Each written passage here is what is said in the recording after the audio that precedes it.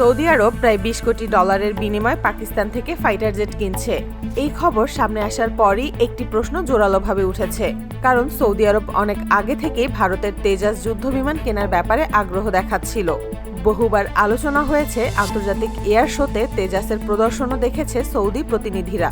তাহলে হঠাৎ করে কি এমন ঘটল যার ফলে সৌদি আরব ভারতের তেজাস বাদ দিয়ে পাকিস্তানের JF-17 যুদ্ধবিমান কিনছে? তেজাস হলো ভারতের তৈরি একটি লাইট কমব্যাট ফাইটার জেট, অর্থাৎ এটি আকারে তুলনামূলক ছোট এবং ওজনে হালকা। এই বিমানটির অন্যতম বড় বৈশিষ্ট্য হলো এর বডি স্ট্রাকচার। তেজাসের বডি বানানো হয়েছে কার্বন ফাইবার দিয়ে, যার ফলে এটি অনেক হালকা হয় এবং আকাশে খুব দ্রুত মুভমেন্ট করতে পারে। হালকা হওয়ায় তেজাস খুব দ্রুত দিক পরিবর্তন করতে সক্ষম। তেজাসের সর্বোচ্চ গতি ঘন্টায় প্রায় 1750 কিলোমিটার। এতে আধুনিক রাডার ব্যবহার করা হয়েছে, যার মাধ্যমে একসাথে আকাশে থাকা একাধিক টার্গেট ট্র্যাক করা সম্ভব বলে দাবি করা হয়। এছাড়া এই যুদ্ধবিমান এয়ার টু এয়ার মিসাইল এবং এয়ার টু গ্রাউন্ডেড মিসাইল বহন করতে পারে। কিন্তু সমস্যা শুরু হয় যখন তেজাসকে আন্তর্জাতিক বাজারে বিক্রি করার প্রশ্ন আসে। যুদ্ধবিমান কেনার সময় উন্নত দেশগুলো দেখে এই বিমান আগে কোথায় ব্যবহার হয়েছে, কয়টি দেশ এটি কিনেছে, দুর্ঘটনার রেকর্ড কেমন এবং ভবিষ্যতে আপগ্রেড বা সাপোর্ট পাওয়া যাবে কিনা। আন্তর্জাতিক বাজারে তেজাসকে এখনো খুব বেশি দেশ গ্রহণ করেনি। তার উপর দুবাই এয়ার শোতে তেজাসের একটি দুর্ঘটনা ঘটে, যা মিডিয়াতে ব্যাপকভাবে প্রচারিত হয়। এই ঘটনাটির পর তেজাসের মার্কেট ভ্যালু অনেকটাই কমেছে। তার বড় প্রমাণ সৌদি যেমন সরে দাঁড়িয়েছে। এই শূন্যস্থানটাই কাজে লাগিয়েছে পাকিস্তান। পাকিস্তানের JF-17 থান্ডার হলো চীন ও পাকিস্তানের যৌথভাবে তৈরি একটি ফাইটার জেট। তবে এর উৎপাদন, রপ্তানি এবং বিক্রির উপর নিয়ন্ত্রণ মূলত পাকিস্তানের হাতেই। এই জেটটি শুরু থেকেই আন্তর্জাতিক বাজারে বেশ আলোচিত। JF-17 এর সর্বোচ্চ গতি ঘন্টায় প্রায় 1900 কিলোমিটার। এটা একই সাথে 4 টনের বেশি মিসাইল নিয়ে উঠতে পারে। JF-17কে এত ভয় পাওয়ার কারণ হলো এটা একই সাথে আকাশ আর মাটিতে লাগাতার অ্যাটাক চালিয়ে যেতে পারে।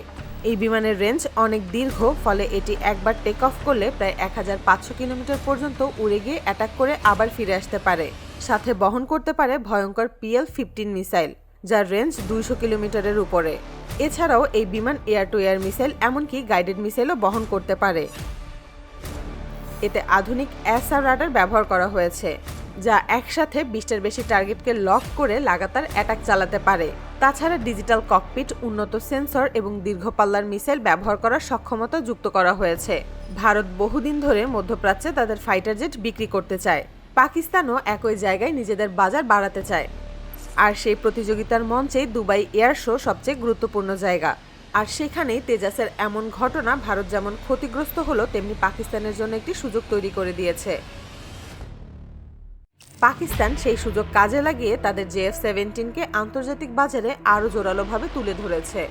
তবে ভারতের অনেক প্রতিরক্ষা বিশেষজ্ঞ বলছেন, এই ঘটনাগুলো তেজাসের প্রকৃত সক্ষমতাকে প্রশ্নবিদ্ধ করে না, কারণ তেজাস বহু বছর ধরে ভারতীয় বিমান বাহিনীতে সফলভাবে ব্যবহৃত হচ্ছে। এছাড়া তেজাসের নতুন সংস্করণ তেজাস MK2 আসছে আরও শক্তিশালী ইঞ্জিন, উন্নত রাডার এবং আরও বেশি অস্ত্র বহন ক্ষমতা নিয়ে। কিন্তু আন্তর্জাতিক বাজারে বাস্তবতা হলো ইমেজ অনেক বড় বিষয়। মিডিয়া রিপোর্ট, ভিডিও ফুটেজ এবং বিশ্লেষণ অনেক সময় সাময়িকভাবে হলেও ক্রেতাদের আস্থা অনেক কমিয়ে দেয়। ঠিক সেই সময় সৌদি আরব পাকিস্তানের কাছ থেকে JF-17 কেনার সিদ্ধান্ত নেয়, যা পুরো আলোচনার মোড় ঘুরিয়ে দিয়েছে। আরও একটি চমকপ্রদ তথ্য হলো, বাংলাদেশও ইতোমধ্যে পাকিস্তানের JF-17 কেনার প্রক্রিয়া অনেক দূর এগিয়ে নিয়েছে। সবকিছু ঠিক থাকলে খুব তাড়াতাড়ি এই যুদ্ধবিমান বাংলাদেশ বিমান বাহিনীর বহরে যুক্ত হতে পারে। সব মিলিয়ে বলা যায়, সামনের বছরগুলোতে আকাশযুদ্ধের রাজনীতিতে আরও বড় পরিবর্তন দেখা যেতে পারে। তেজাসের নতুন আপডেট কবে আসবে, JF-17 আন্তর্জাতিক বাজারে কতটা জায়গা ধরে রাখতে পারে, এই বিষয়গুলোই নির্ধারণ করবে ভবিষ্যতে কোন দেশ আকাশে কতটা প্রভাব বিস্তার করতে পারবে।